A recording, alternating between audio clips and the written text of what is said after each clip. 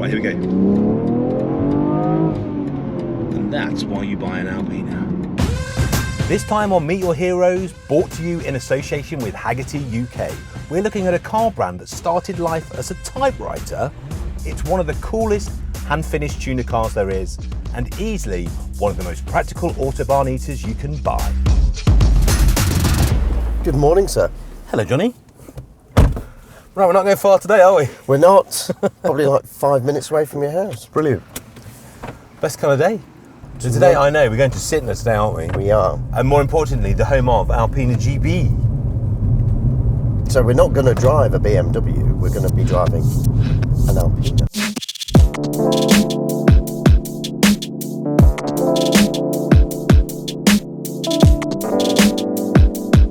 It's interesting because we're going to see what was once the home of Frank Sytner, touring car legend, and of course the home of Alpina GB. So we're driving there in a BMW, but technically an Alpina is not a BMW, is it? No. You're going to be snooty about it, you know. Some of them were originally down as a BMW on the logbook or V5 or whatever it may be for Germany. Das Logbook. Das Logbook. Yeah. But early 80s, they were recognised as their own manufacturer, which must have been a monumental moment. Can you imagine how cool that is? Because you're doing so much of sort of revision work that you are classified as your own manufacturer. Yeah, they've not like just Roof said... have it, yeah. and people like... It must be very cool. It must be quite a proud moment for you as that person to know that you are. Yeah, in to your be own right. So to be recognised as not just a tuner, but as a manufacturer that sells it. Yeah. So in terms of roof, that's with like Porsche. So you have Yellowbird. Maybe we'll do that in another video. That would be a great one to do. I'd love to do that. But Frank Sytner, who obviously once owned Sytner before it became this huge conglomerate it Well, is it was now. sold out to Penske Racing, wasn't it, in America about 14, 16 years ago. Was it really? Is that Yeah. who owns it now? Yeah. I did not know that.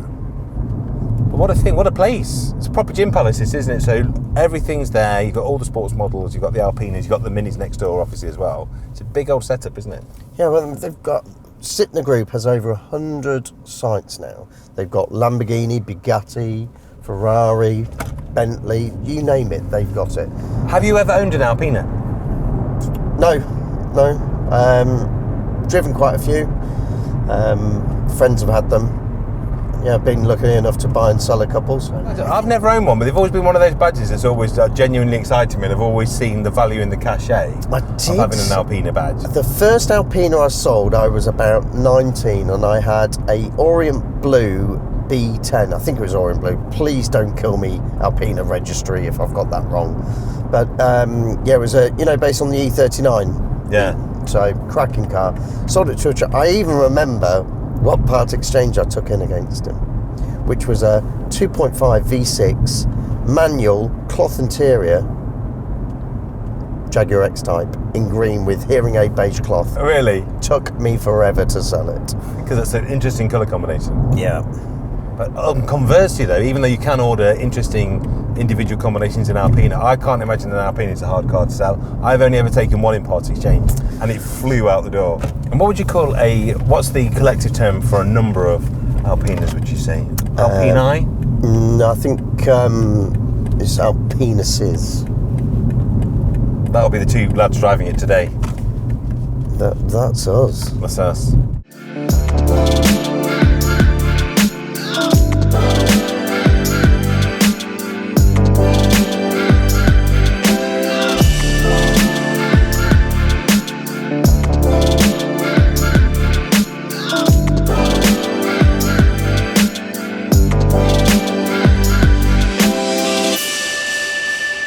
This is a nice place to start, isn't it? It's gorgeous. But this isn't actually an original Alpina, is it? This is actually a recreation. So E21, funny enough, I'd just like to drop in that I've just done a recreation E21 myself. So I think I'm in quite good company. This actually started life as a local car, really beautiful 320 that a lady owned, had no miles on, and the car was just so good, they thought, you know what, we'll just do some cool recreation. So this whole car actually started life as a 320, which of course is a 4-pot. And this would have been based if it was an Alpina on a 323, which obviously has the 6-pot engine, obviously has the thicker arms, the bigger brakes. So they've had to go through it and do a lot of work. But my word, Have they? Have they done a good job? Yeah. So I think they've used a 325 engine, haven't they? I have an E30, yes. It's got all the Motronic, it's got the later engine. They've put the bigger brakes on, they've put the thicker arms off the 323 on. But I think the crowning glory of this car is you've got this interior, which apparently is done by the original trimmer, who found a roll of original leather, and it's got that beautiful punch detail. The original cloth, yeah. Oh, just amazing. And also, it's that detail, I have no idea how they do it. I guess it must be hand punched out. How long must those seats take to stitch? The guy is still local, isn't he? So Graham Dean, he came out of retirement to do that, and then he found that original leather and the cloth in his shed. It's unreal. Which is just crazy. But there's certain things. So the C1s came from, well, Alpina with 13 or 15 inch alloys. But these are 16 inch. These are 16s, yeah. We're up in the game. Yeah. It's a nod to an original Alpina, but the C1s were the first Alpina that were produced by them in fully, weren't they? Because traditionally Alpinas were modification. Well, they were conversion bits. That's how it all started, wasn't it? By Burkhard Bovensiepen. He started in the early 70s, and he did carbs and crankshafts. That's what he did. Yeah. So 1965 Alpina, there was just a team of 8, and as you say, it was predominantly carburetors and crankshafts, which is what makes up the logo. Well, that's the thing, isn't it? Most people may not have seen. If you look at an Alpina logo, everyone's familiar with it. All of you that's been buying snide badges off eBay, because it looks cool. It does look cool. It's one of the coolest badges. If you look at it, it's actually one big stacked carburettor and one crankshaft. And I think that's got to be the most literal logo in history, don't you think? It is the most literal logo. But this car, as I say, we couldn't ignore it. We're not actually filming this car today. We are driving a new B3. Yeah.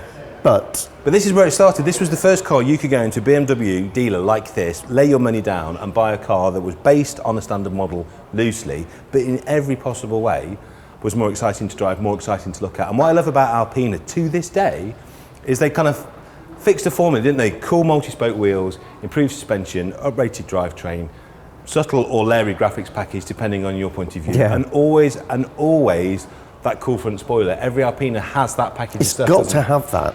If you haven't got that front splitter, but they are that is actually not an original front splitter because you couldn't get a hold of them. So that is a recreation one. But I feel good because I just did one of these on the telly and we weren't allowed to call it an Alpina because we asked the guys and they said, look, if it's not a real Alpina, you shouldn't call it an Alpina. But I'd just like to say, lads, come on. I think, But I suppose if you're Alpina doing a conversion of an Alpina, that's fair enough.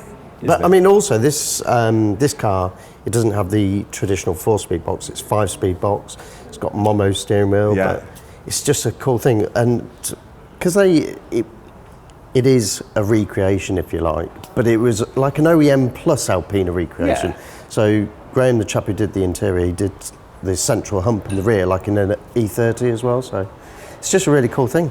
But that's why we did ours though, because if you're doing any shark nose BMW, there isn't a single one, whether it's 3 Series, 5 Series, they all look better with an Alpina kit on, don't they? Yeah. Front lit wheels, springs, suspension. Even if you're doing a replica, it still looks better than the standard car. Completely. And also the E21 was the first time we saw those famous multi-spoke Alpina wheels that still echo through today. Even on the B3 that we're driving later, they've just changed slightly. It's all like a development of, isn't it? It all feels like it's an evolution through, and that's why I think these are such an amazing car. But we should talk as well, because the timing of this video is beautiful. Last week, Alpina was bought by BMW. So do you think that's going to change the game? Because chatting to Gary here, who's in charge of sales, he says already he's had people rushing to the phones trying to buy what they feel are the last of the originals, purebloods. Because obviously at the moment these cars were always built on a separate line, built by Alpina. They did the hand finishing, they did the trimming, often they did the painting, they'd put their own drive line in. They'd make a lot of changes. So these Alpina cars currently are built by Alpina, aren't they? Whereas going forward, obviously they're going to come onto the BMW line in 25, 26.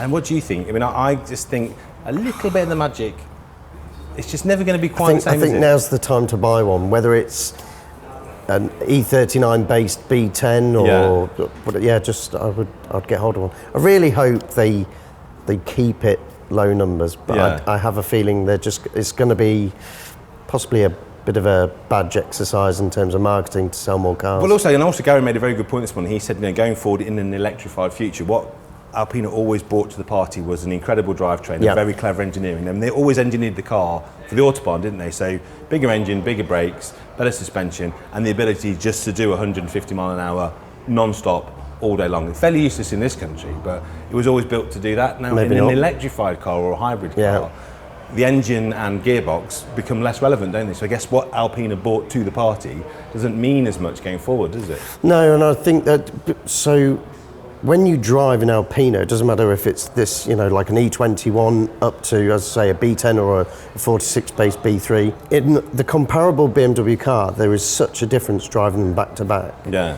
They're always more comfortable. They can be a lot quicker as well. Yeah, a lot quicker. Narrow-bodied, so Yeah. they just blend in. But if you're a car person and you see an Alpina, you're like, ooh, an Alpina. You always see the front splitter, as we said, though, don't you? But that's what makes them special, isn't it? And also the fact it is in its own right, it's regarded as a manufacturer, isn't it? Yeah, so I had for sale a few years back an E34 Alpina. That was one of the Frank Sittner cars. So that on the logbook says BMW 535 ISE. Yeah. So Frank and his team would get an off the production SE and then strip it back. And so that was green with grey leather, wooden gear knob and the rest of it. So cool. Gold graphics, just perfect. And that was the thing, because there is the individual program at BMW where you can have almost what you want, but with Alpina there was such a high degree of hand finishing, you really could go to town, you really could make it. It's a bit like the Sonderwunsch program at Porsche, isn't it? Yeah. Within reason, you can have what you want. I mean, Gary showed us that B5 earlier, didn't he? Which was Lamborghini grey. I can't remember the colour, Gary, so sorry. But yeah, with the blue accents, it was just, and a personalisation programme. And like you say, it's more the thinking man's, because the M range is amazing, isn't it? Everyone loves an M3, everyone loves an M4, M5. They're all cool cars. Yeah, they are. There's something special about an Alpina that just sets it above. It's not just the price, which is always, there's no discount on an Alpina. Yeah. But it's just a little bit cooler. But going back to that 34, so in 1988, when the B10... You were still at school. Yeah, I was 5. Yeah, I just started. So the 535 out the box by BMW was roughly £30,000. The Alpina, the Sittner version, was £43,000. Which was a big jump, wasn't it, percentage-wise? A big jump percentage-wise, but definitely worth it. They're just incredible. If you look at the values of those, even in the last few years, they've gone.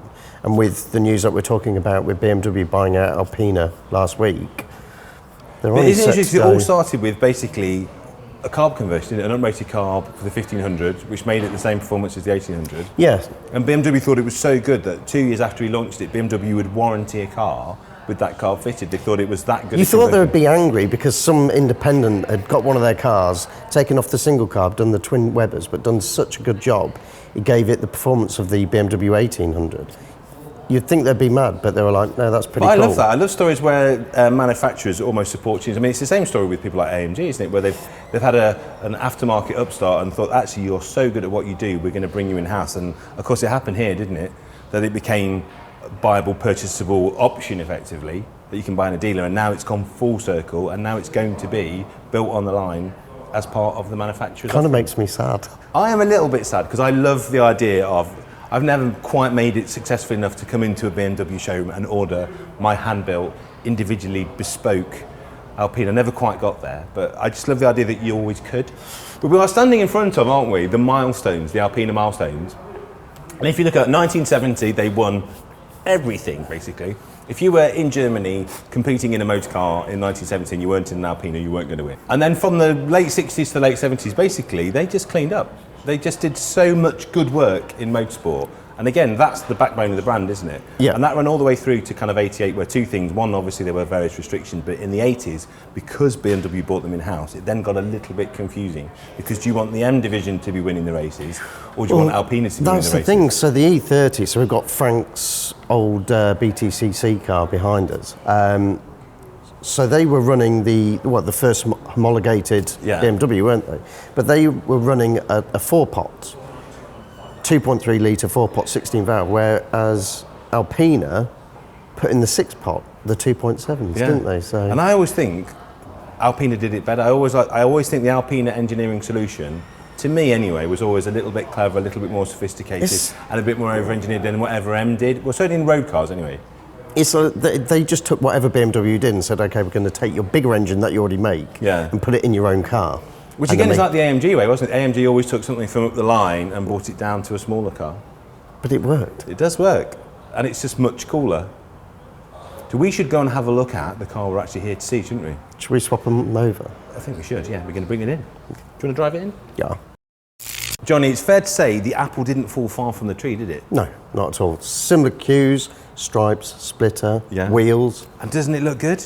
Still echoing back from the 80s. But what I love about this, so this is a hand-built car recognised as an independent manufacturer, but you can take this car to any BMW dealership, have it serviced, have your warranty work done.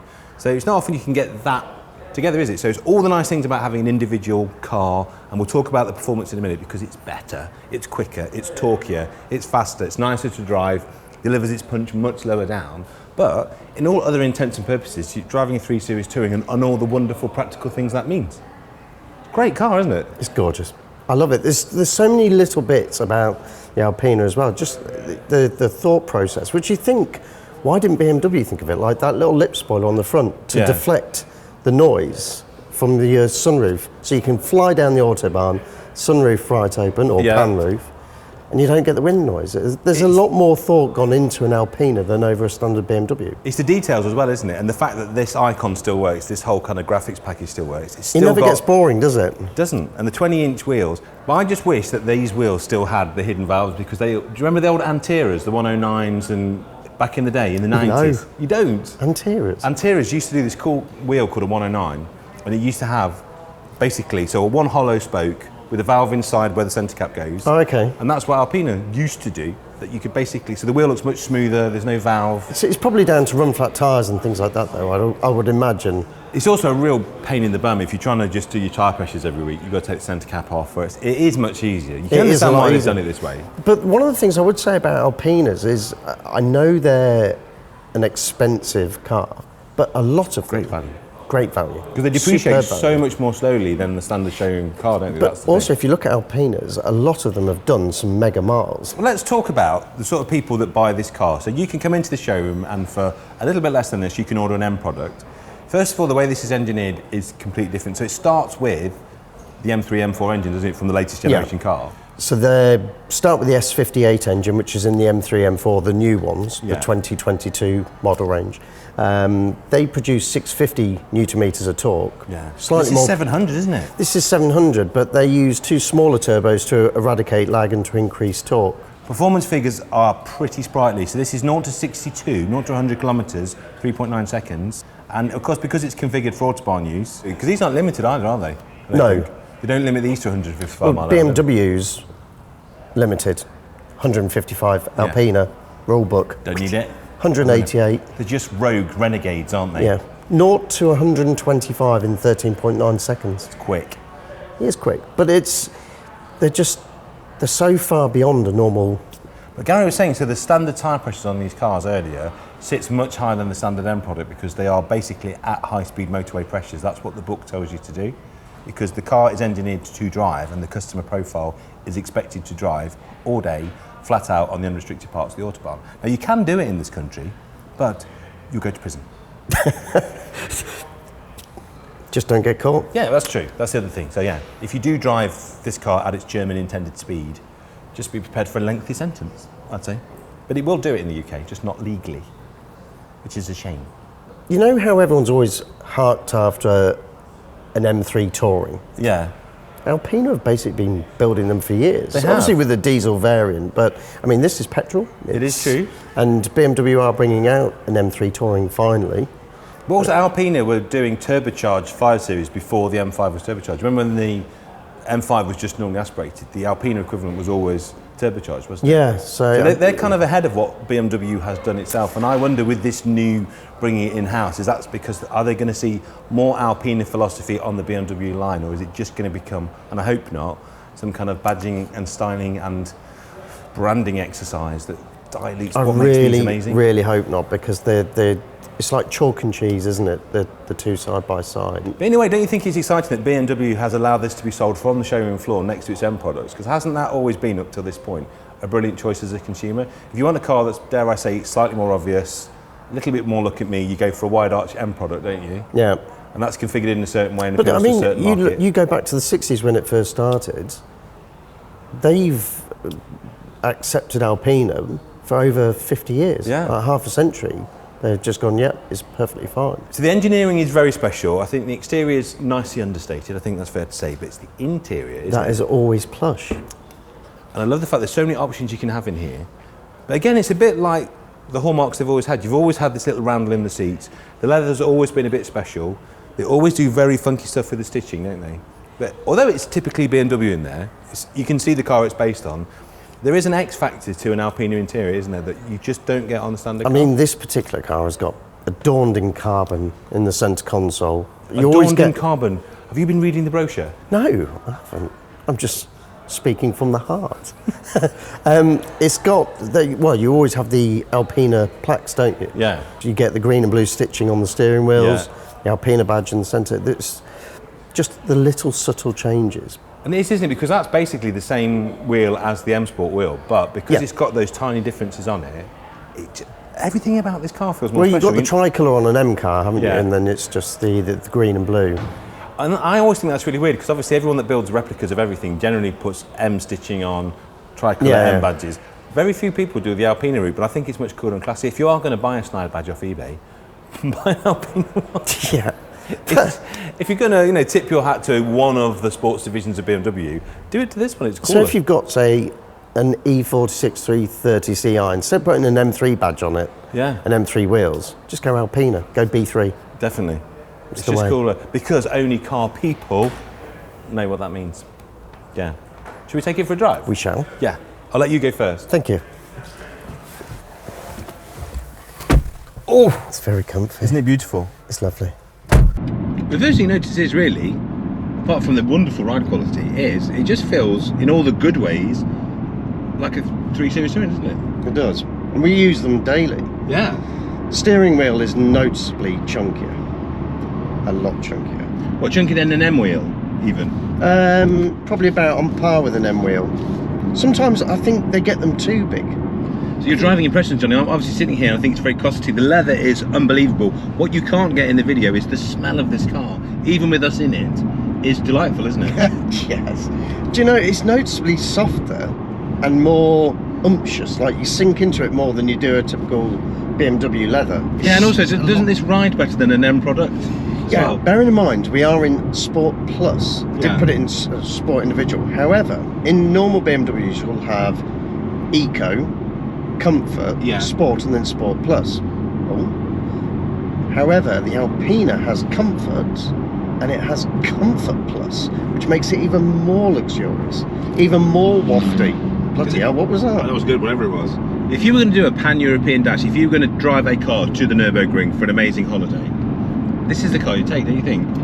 I think so. I just don't think you can chomp the miles like you can in an Alpina. No. I mean, how gentle and luxurious does this feel now? But would you spend, if you had the money to choose between this, now obviously this is the Touring, and that's a different proposition, isn't it? But say if we're talking about saloons, and you could either have... Touring. Yeah, but say if you had to have either an M3 or an Alpina Saloon, which one would you have? Because I like the look of the M. I'd have an M3 Saloon. Has anyone ever taken an M car and put an Alpina engine in it, so you get the body of an M with an Alpina underpinning? Wouldn't that be almost the ultimate BMW? I don't know. Someone needs to do that. If you're watching this, please build that car. Build an M4 with Alpina mechanicals. One of the things that we have done at FastR, we've got the F80 M3 that we used in Time Attack, and over the non-motorsporting winter, which kills us all, where we're not allowed to go out, it has now gone to, thanks to Tom Wrigley Performance, we've now fitted a single turbo meth injection. That's running about 850 brake horsepower. That's plenty. And that is rear wheel drive, isn't it, that one? Yes, that's rear wheel drive. And then also Yam has built an F81, so an M3 Touring.